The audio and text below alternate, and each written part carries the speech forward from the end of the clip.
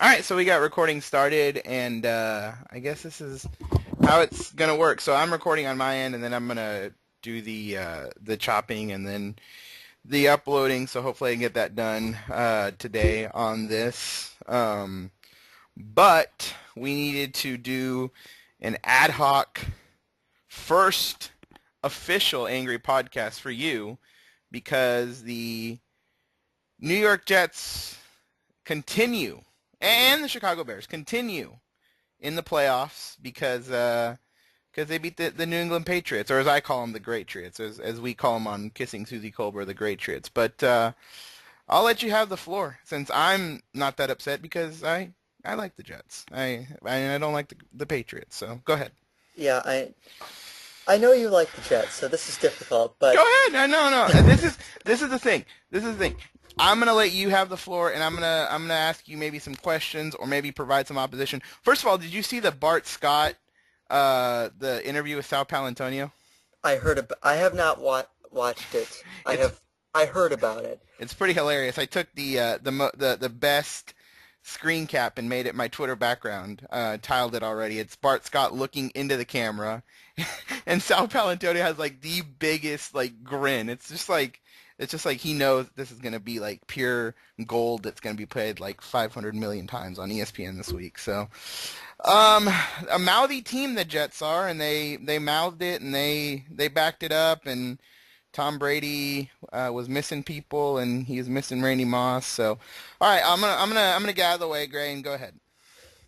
See, I didn't watch it because I knew I would just get more angry after watching it, so I just decided to let that go. I I didn't would have have to. you I would have you just watch that again, or just watch it for the first time, and maybe we can record after that because I think then you'll be just no, it's not that bad. You could tell. I think with what I told when he first made that proclamation after like he was like really upset and he was really angry, but then when he finished his sentence, we're talking about Bart Scott when he did this interview, you could tell he kind of cracked a half smile, like he knew like he was in character and he knew he was playing up for the cameras.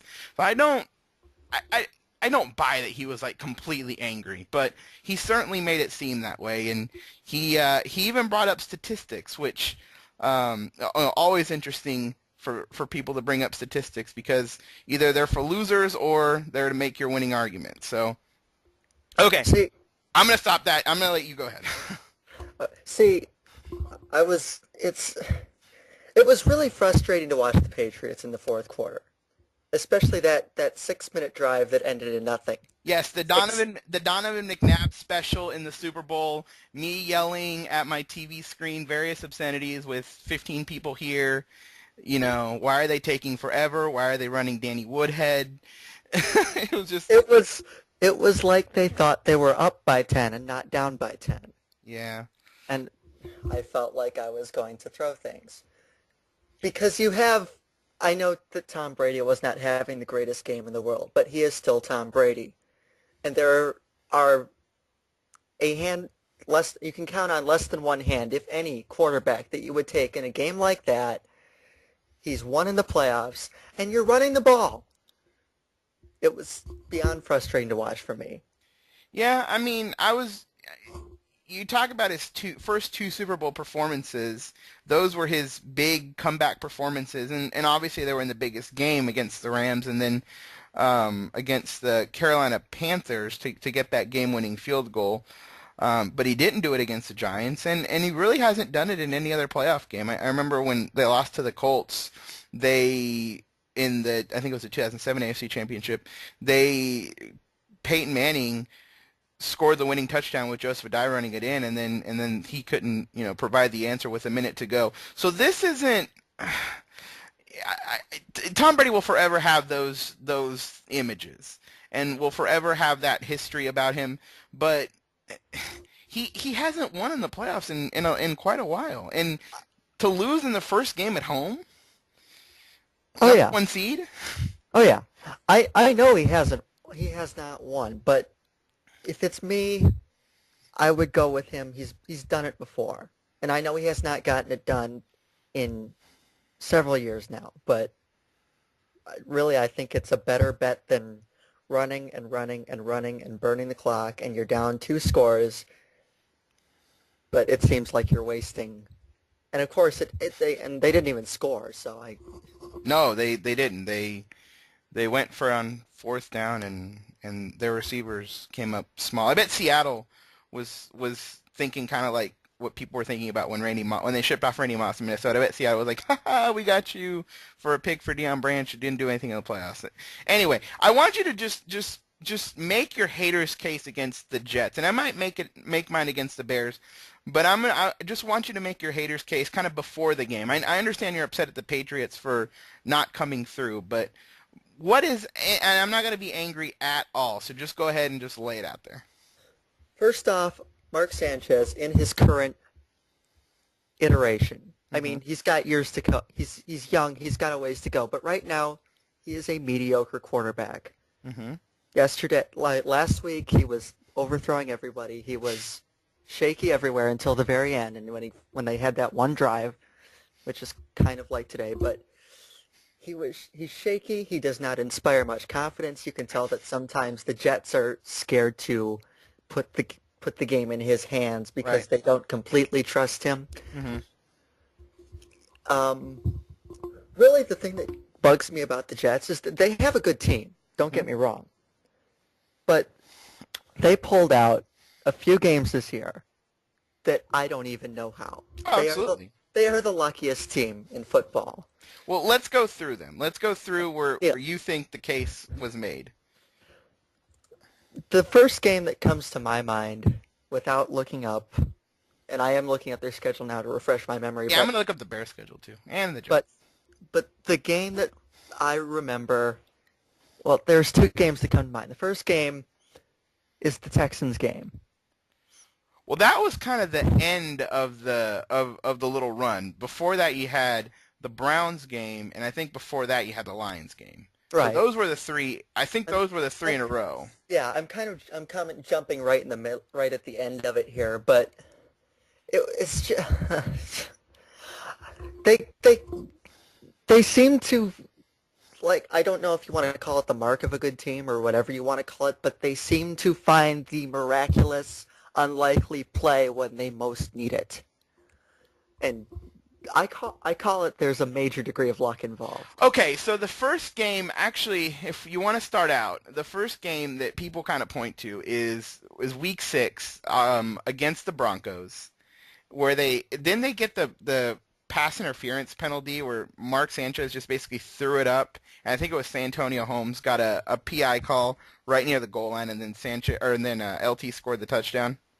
Yeah, I think that was. So that was it. Then they get shut out at home against the Packers 9-0, Mm-hmm. and then they go up to Detroit, and they're down 20-10, with how much left to go? It was. I'm pulling up the recap, but I know that, and if anyone who's listening to this that does not know, I am a Lions fan. Mm-hmm. It's a very pathetic existence, but the Lions. See, this is kind of my point, because things seem to happen to other teams that play right into their hands. Mm-hmm. Because in the third quarter, the Jets are behind, Lions score a touchdown. Their kicker got hurt. They had to have Ndamukong Suh kick the extra point. Oh, that's right. And he missed it, of course. Right. And it turned out that the game went to overtime, and the Jets won the game. And the Lions didn't even get the ball back in overtime. But 1 point that you usually take for granted, but the kicker gets hurt. Jason Hance gets hurt. They have to bring in a defensive tackle to kick an extra point. He doesn't get it. And the Jets end up tying the game, winning in overtime. 1 point difference. That's the kind of thing that I talk about. So the next week, they go to Cleveland, and then I watch this, because I didn't watch remember this game. I was very bitter this week. You do remember this game, or you don't? I do remember this game. Okay, so that was the one, if you remember, I think it was Chancey Stuckey, the former Jet, who fumbled in overtime. Yes. They were going in for the winning score, and they were I believe they were in field goal range when that happened. Yes. So the game was, as long as they don't turn it over, the game is for all intents and purposes over. Cleveland's about to win, and yeah, a fumble in overtime and field goal range. It's just how does this keep happening to this team over and over? They seem to get every single big play go their way and every break go their way, and it's like I mean, it's great for them, but from someone who doesn't like them from that standpoint, it's like, come on. And especially a Lions fan in which everything seems to go against us in every single aspect of everything that ever happens, but So the next week it's against the Houston Texans, and I'm not going to go into the Bengals game or anything like that. The next week they go up against the Houston Texans. Now, everyone knows about the score to Santonio Holmes to end the game, and just after the Texans had taken a lead or tied it up, whatever, with their own score, their horrible defense comes on the field. I believe it was the previous play that they had I forget how many yards, I couldn't tell you, but a massive, massive pass when it looked like it was all but over, and they somehow got a huge pass play, and then the Sanchez to Holmes score that put them ahead and won the game. But I know that Houston's secondary is just atrocious, so that might be I guess that's the least, I don't know, the least surprising in a way of all the games that they pulled out, because Houston is that bad. But it doesn't make it any less, I don't know, painful, I guess, is the word. And that's sort of the trio of games. I mean, they very, very easily could have lost those 3 games. Very easily. Right. And you could make a case that maybe at least 2 of the 3 they should have lost. So then they beat the Bengals. The Bengals are no good. And they get the Bengals. I mean, they get them on a Thursday night, and obviously the Bengals had quit on the season, except for the San Diego Chargers. They'd quit on the season, and then they get beat down by the Patriots, and then after that they have the Miami Dolphins game where I watched the Dolphins trip game where yes, and it was like watching, I remember that game, and Mark Sanchez could not move the ball down the field, could not move the ball to save their lives. Well, not only that, but I watched the very end of the game because we were cut out of whatever game we were on, and I watched the very end of the game, and Mark Sanchez was getting all kinds of time. He was getting just spectacular blocking, and he couldn't hit an open receiver to save his life. I know. He had a day and a half to throw every single time he stepped up to pass, and they could not move the football. It was incredible. And I mean, I hated the Jets, but it was from a guy who's like you kind of expect them to at least move it was painful because they couldn't do anything. Right, you have to kind of take advantage of that. So then they have that. So then they go up to Pittsburgh and kind of in a must-win mode after dropping 2 division games. They beat the Steelers, and then they the Steelers game they kind of pulled out of it wasn't that bad. I mean, it's not on the level of the 3 games that we talked about before, but they kind of pulled that one out of nowhere. So any other reasons why you hate them? I mean, it just seems like, I don't know. Well, and I don't care. The reason I hate the Patriots. I'll go into that later. Just to be clear, I don't like the Patriots either. I just don't like the Jets more. But there are other reasons. Mostly the fact that I know that people will say that okay, they're confident, but to me it just comes off as arrogant and cocky. And there's nothing wrong with having enough faith in yourself to say, okay, we can beat anyone, but it just seems to me that they take it to another level, and I